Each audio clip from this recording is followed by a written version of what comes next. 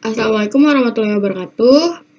Perkenalkan, nama saya Tania Daredinanti dari Program Studi Sistem Informasi dengan NIM 3912150011. Saya dari Universitas Pancasakti Bekasi. Di sini saya akan menjelaskan ujian tengah semester mata kuliah Keamanan Sistem dan Informasi, di mana di sini saya akan menjelaskan materi mengenai keamanan sistem dan informasi. Yang pertama, di sini ada pengertian dari keamanan sistem informasi itu sendiri, di mana keamanan sistem informasi merupakan prosedur untuk mencegah pencurian data, akses tidak sah, dan kerusakan terhadap sistem informasi suatu perusahaan. Adapun sistem keamanan yang digunakan untuk melindungi jaringan informasi melibatkan hardware, software, jaringan komunikasi, dan data dalam komputer. Kemudian, tujuan dari keamanan sistem informasi itu sendiri yaitu mencegah ancaman terhadap sistem serta mendeteksi dan memperbaiki kerusakan yang terjadi pada sistem.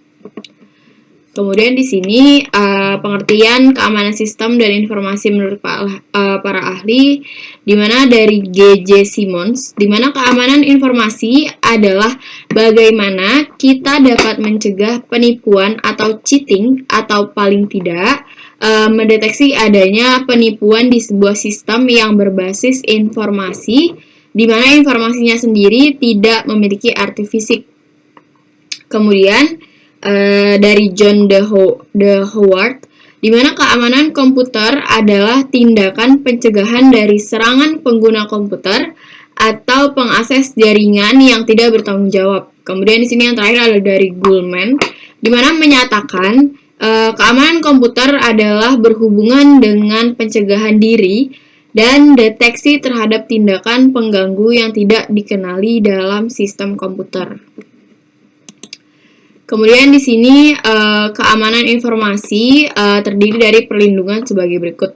Di mana yang pertama ada confidentiality, di mana adanya kerahasiaan merupakan aspek yang memberikan jaminan kerahasiaan data dan informasi dan memastikan bahwa informasi hanya dapat diakses oleh orang yang berwenang dan menjamin kerahasiaan data yang dikirim, diterima, dan disimpan. Kemudian yang kedua ada authenticity, merupakan jaminan informasi tersebut atau asli. Kemudian ada integrity, di mana integritas aspek yang menjamin bahwa data tidak dapat dirubah melainkan izin dari berwenang atau authorized, menjaga keakuratan dan keutuhan informasi serta metode prosesnya untuk menjamin aspek integrity ini. Kemudian ada availability atau ketersediaan aspek yang menjamin aspek integrity ini, yang menjamin bahwa data yang akan tersedia pada saat data dibutuhkan akan memastikan user yang berhak dapat menggunakan informasi dan perangkat terkait atau aset yang berhubungan bila mana diperlukan. Kemudian yang terakhir ada non-repudiation, yaitu merupakan jaminan publik, jaminan pihak pengguna yang tidak dapat meragukan keaslian pada tanda tangan digital pada suatu dokumen atau tempat pada jaringan tersebut. Kemudian di sini ada beberapa ancaman keamanan informasi. Yang pertama ada compromise to intellectual property, yaitu ancaman terhadap pembajakan dan pelanggaran hak cipta. Kemudian yang kedua ada espionage, yaitu pelanggaran terhadap akses dalam pengumpulan data yang dibuat. Kemudian ada forces of nature, merupakan ancaman akibat bencana alam seperti kebakaran, banjir, gempa, petir yang menyebabkan gangguan.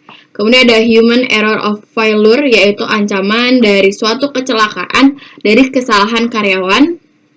Kemudian ada information extortion atau blackmail of information disclosure, 6, di mana ancaman terhadap infrastruktur, perangkat lunak, dan perangkat keras pada keamanan fisik. Kemudian yang terakhir, ada ancaman dari dalam, yaitu kurangnya kebijakan yang efektif, masalah pelatihan, dan privasi. Kemudian di sini tujuan dari keamanan sistem informasi sendiri, yang pertama ada kerahasiaan, yaitu informasi pada sistem komputer terjamin kerahasiaannya, hanya dapat diakses oleh pihak-pihak yang diotorisasi, kebutuhan serta konsistensi data pada sistem tersebut tetap terjaga. Kemudian ada ketersediaan, di mana menjamin pengguna yang sah untuk selalu dapat mengakses informasi dan sumber daya yang diotorisasi, untuk memastikan bahwa orang-orang yang memang berhak untuk mengakses informasi yang memang menjadi haknya. Kemudian ada integritas, di mana menjamin konsistensi dan menjamin data tersebut sesuai dengan aslinya, sehingga upaya orang yang berusaha merubah data akan segera dapat diketahui. Kemudian ada penggunaan yang sah, di mana menjamin kepastian bahwa sumber daya tidak dapat digunakan oleh orang yang tidak berhak. Sekian penjelasan dari saya terkait keamanan sistem informasi dan teknologi. Kurang lebihnya mohon dimaafkan. Wassalamualaikum warahmatullahi wabarakatuh.